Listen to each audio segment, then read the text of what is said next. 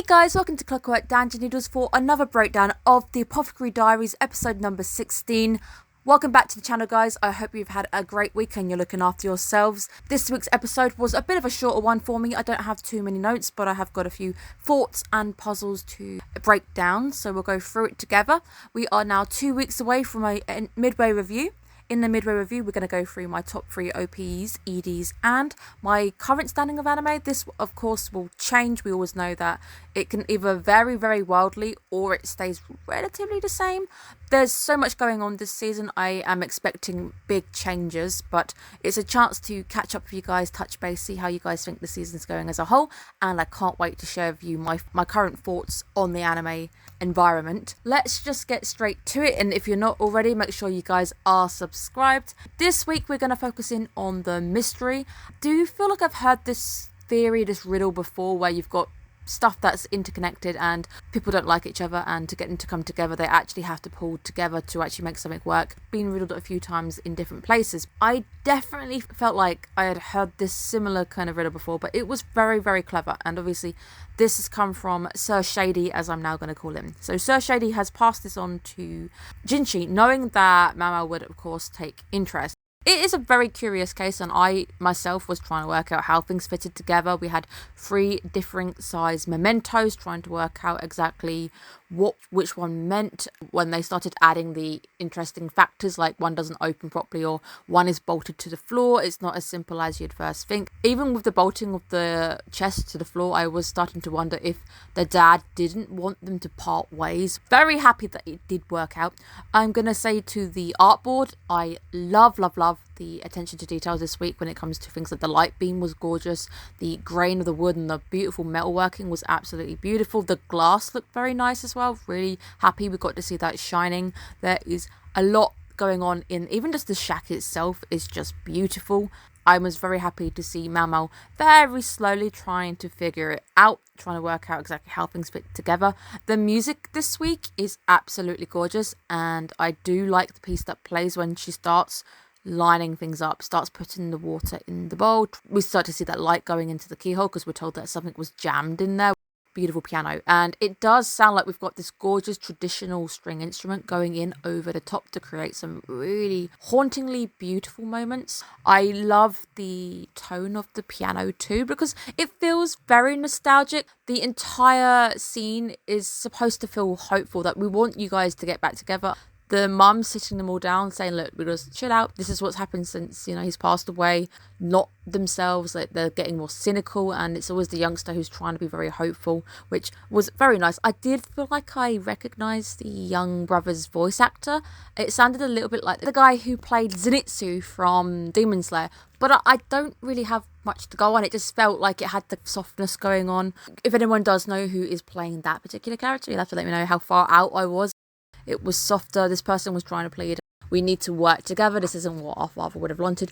We've been picking up a bit of speed lately on this season. We also were building with the story last week, but it does feel like we've changed pace entirely. It's slowed right down.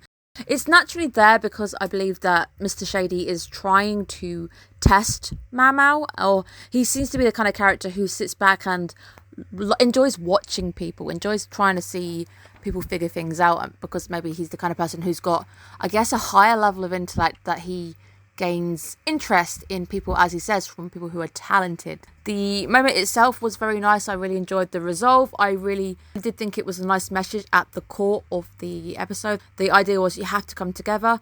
I also really like the tie-in that the reveal ties into medication as well, because obviously Mama's there for a reason, and she figures out that lead poisoning is probably to blame for the dad's death. Lead is really scary, and it's scary to think that people were drinking from lead. I'm glad that the past has been learnt from and we are no longer drinking from lead piping, but it is still very fascinating to see it come back to medication at the end of the day, and having our girl in her element, been able to give a final hint to the guy that, look, if you feel sick, please go to this person. He's going to really help you. So it's a nice little nod to her apothecary dad out of the palace, which I think is great because, as she said a few times, he's not great at promoting himself. So it's nice to see that she's doing that. Overall, the episode was quite nice. The wrap-up was nice, but I don't have too much takeaway to say about it. Obviously, it's our girl at her finest because she is super smart, and I love the way that it all came together at the end. Thank you to the commenter who finally alleviated my stress of knowing who the hell Bassin was. Thank you so much. Up until this point, I'm like, I know this face. I've seen this face before. He's like everywhere. Thank you so much. He is the guy who Jinshi spars when Jinshi is topless, and they might be the first moment when I was a little bit sweaty going, oh, okay, you've got my attention.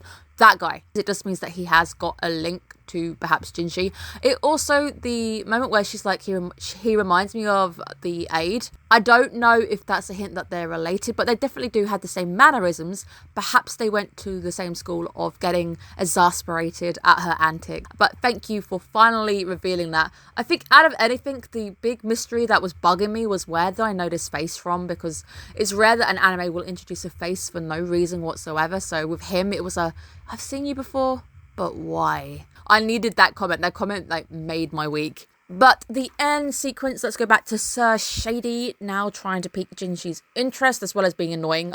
He seems to be that thorn in the side of Jinshi. 1, what are ritual instruments and why does Jinshi have no need for them? Why he would bring it up in the first place? Perhaps it's something to do with the Emperor, like seals and stuff. I know the Emperor has a imperial seal, but obviously that is in Chinese. This is an anime that is based off of China, but not quite. So how much they pull from it, I don't know whether the instruments have the same meaning in this one. He does state that the talented should receive praise. I completely agree. If you're talented, you should definitely get praise for what you're good at. Is he meaning Mao Mao as well as the younger brother? Because the younger brother probably would have been overlooked in the circumstance where most of the time the stuff goes to the eldest.